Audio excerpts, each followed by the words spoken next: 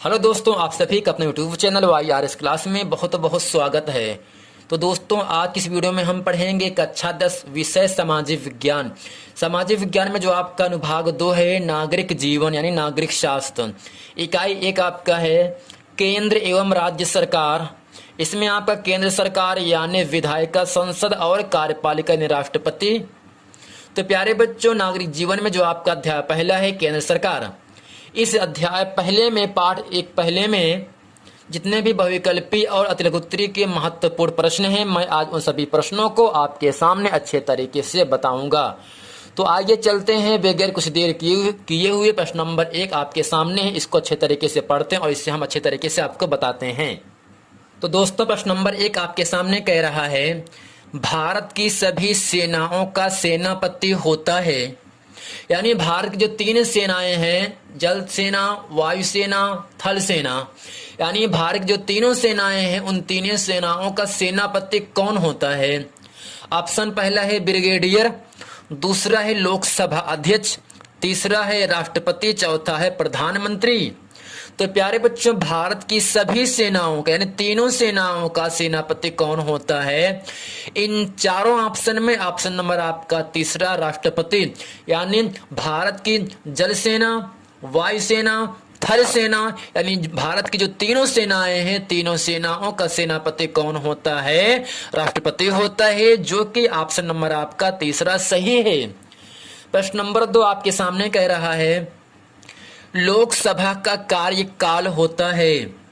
Option पहला है 2 वर्ष के लिए, 4 वर्ष के लिए, 5 वर्ष के लिए, ये 6 वर्ष के लिए। तो प्यारे बच्चों, आपको याद रखना है जो लोकसभा का चुनाव होता है वो कितने वर्ष के लिए होता है। इन चारों ऑप्शन में ऑप्शन नंबर आपका तीसरा 5 वर्ष लोकसभा का कार्यकाल, लोकसभा का चुनाव जो होगा वो आपके 5 वर्ष के लिए, उसका जो कार्यकाल जो समय सीमा होगा लोकसभा का वो 5 साल के लिए होता है, 5 वर्ष के लिए होता है। प्रश्न नंबर 3 आपके सामने कह रहा है प्यारे बच्चों भारत के वर्तमान उपराष्ट्रपति हैं। भारत के वर्तमान उपराष्ट्रपति हैं। ऑप्शन पहला है भैरों सिंह शेखावत, दूसरा है मोहम्मद हामिद अंसारी, तीसरा है प्रतिभा पाटिल, चौथा है पी चिदम्बरम। तो प्यारे बच्चों, भारत के वर्तमान उपराष्ट्रपति हैं इन चारों ऑप्शन में ऑप्शन नंबर आपका दूसरा सही है, मोहम्मद हामिद अंसारी। ये पहले की बात है, जबकि अभी वर्तमान की, अभी इस हालत के 2021 के भारत के वर्तमान उपराष्ट्रपति कौन है, वेंकैया नायडू जी हैं। कौन है प्यारे बच्चों, भारत के वर्तमान उपराष्ट्रपति अभी कौन है, वेंकैया नायडू जी हैं, जो कि इसमें अभी है नहीं। ये पहले जो किताब है उसमें को आपको दिया है ये। तो प्रश्न नंबर 4 आपके सामने कह रहा है राष्ट्रपति का चुनाव कौन करता है। ऑप्शन पहला है लोकसभा का सदस्य, राज्यसभा का सदस्य, तीसरा है संसद के निर्वाचित सदस्य, चौथा है संसद और विधान सभाओं के निर्वाचित सदस्य। यानी प्यारे बच्चों, राष्ट्रपति का चुनाव कौन करता है। इन चारों ऑप्शन में ऑप्शन नंबर आपका तीसरा, चौथा संसद और विधान सभाओं के निर्वाचित सदस्य, यानी संसद और विधान सभाओं के जो निर्वाचित सदस्य होते हैं वो राष्ट्रपति का चुनाव करते हैं, जो कि इन चारों ऑप्शन में ऑप्शन नंबर आपका चौथा सही है।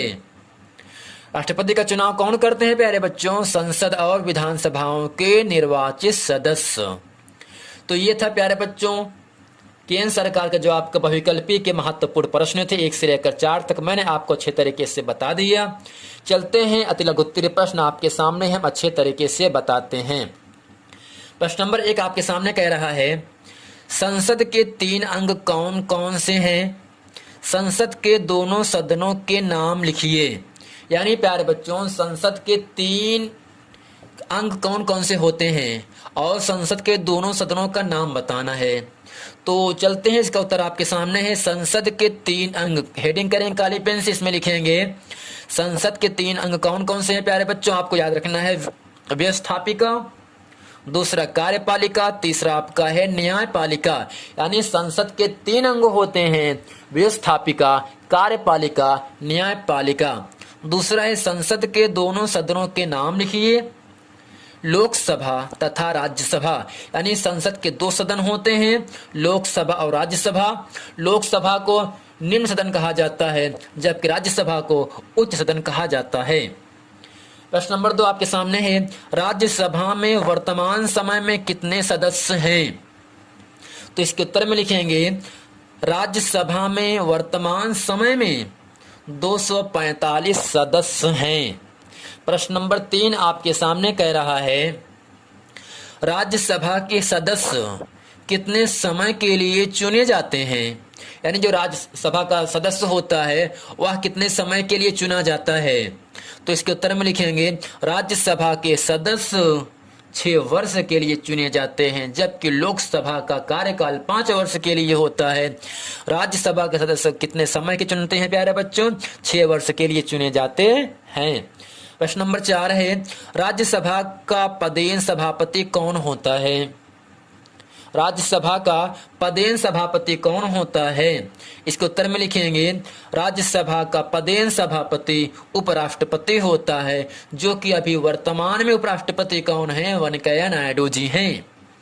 प्रश्न नंबर 5 आपके सामने कह रहा है, लोकसभा में राष्ट्रपति द्वारा कितने सदस्य नामित यानी मनोनीत किए जा सकते हैं?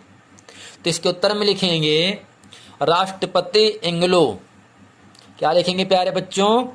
राष्ट्रपति एंग्लो इंडियन समुदाय के 2 सदस्यों को लोकसभा के लिए मनोनीत कर सकता है। यानी लोकसभा में राष्ट्रपति द्वारा कितने सदस्य नामित किए जा सकते हैं? कितने हैं? केवल 2 हैं। राष्ट्रपति एंग्लो इंडियन समुदाय के 2 सदस्यों को लोकसभा के लिए मनोनीत कर सकता है, नामित कर सकता है। प्रश्न नंबर 6 है, भारत का प्रथम नागरिक कौन है? इसके उत्तर में लिखेंगे भारत का प्रथम नागरिक भारत का राष्ट्रपति होता है।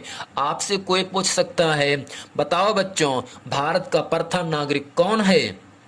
तो आपको बताना है भारत का प्रथम नागरिक भारत का राष्ट्रपति होता है।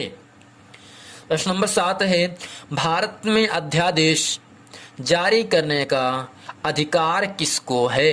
यानी भारत देश में अध्यादेश जारी करने का अधिकार किसको है?